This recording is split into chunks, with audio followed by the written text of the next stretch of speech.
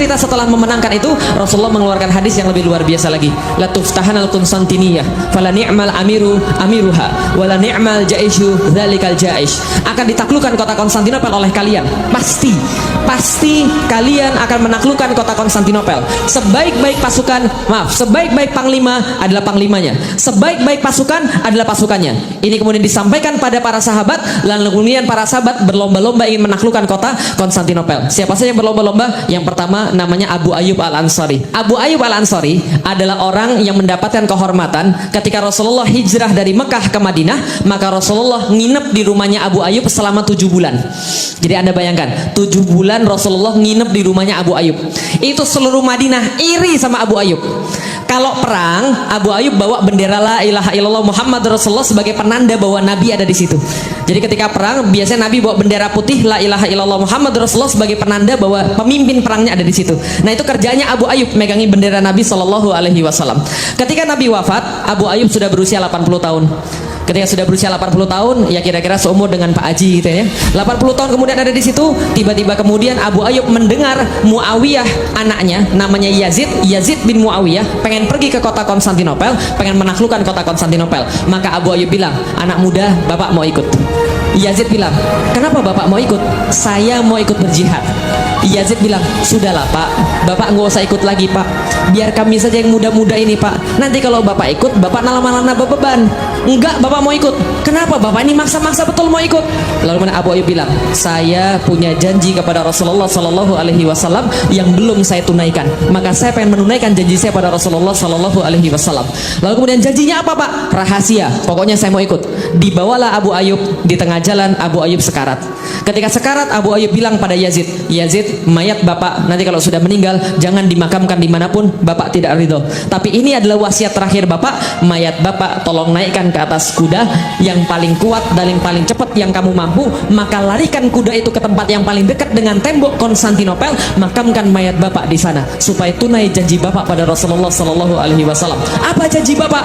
"Aku pernah berdoa di depan Rasulullah Sallallahu Alaihi Wasallam, ya Rasul, aku pengen mendengarkan gemerincing pedang dan derap kaki kuda pasukan-pasukan yang kelak menaklukkan Konstantinopel." Maka Rasul mengaminkan. Maka kemudian mayatnya Abu Ayyub dibawa ke situ, dimakamkan di depan tembok Konstantinopel sebagai janjinya pada Rasulullah Sallallahu Alaihi Wasallam. Pasukan Yazid kalah total.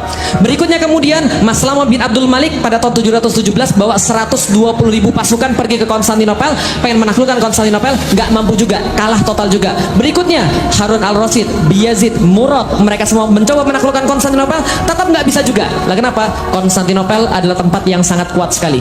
Lihat peta pelajaran geografi. Di mana ini? Lihat kota ini. Kota ini di tengahnya ada selat. Betul begitu? Nah, ini selat namanya Selat Bosporus. Selat Bosporus itu membedakan antara Asia dan Eropa. Sebelah sini, nah ini sebelah sini, ini namanya Eropa. Sebelah sini namanya Asia. Bedanya apa? Selat Bosporus, Selat Dardanel, itu aja bedanya.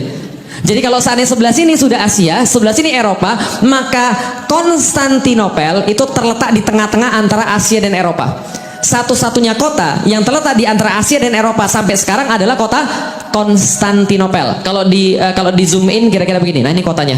Bentuknya kayak segitiga, di bawahnya lautan, atasnya kemudian lautan, teluk, sebelah kanannya juga lautan, sebelah kiri, sebelah baratnya satu-satunya berbatasan dengan daratan. Dan orang-orang bicara, inilah kota paling indah di dunia. Lah kenapa? Karena langit di Konstantinopel lebih indah daripada kota-kota lain, kata mereka. Nah, ini yang nggak tertaklukkan Bapak Ibu sekalian, namanya Konstantinopel. Ingat baik-baik, bentuknya kayak segitiga, lalu kemudian dipagari oleh kemudian pagar-pagar yang sangat kuat semuanya. Siapa yang menaklukkan Konstantinopel? Ini namanya Muhammad II bin Murad, atau yang kita kenal dengan nama Muhammad Al-Fatih. Di materinya, lihat baik-baik. 54 hari perang, 825 tahun penantian. Berapa lama mereka menanti?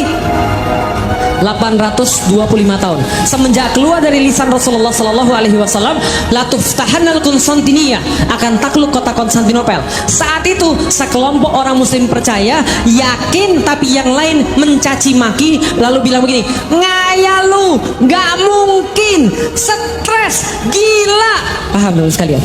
Rasul dibilang gila, ngayal, stres, nggak punya otak dan sebagainya. Tapi sekelompok muslim percaya.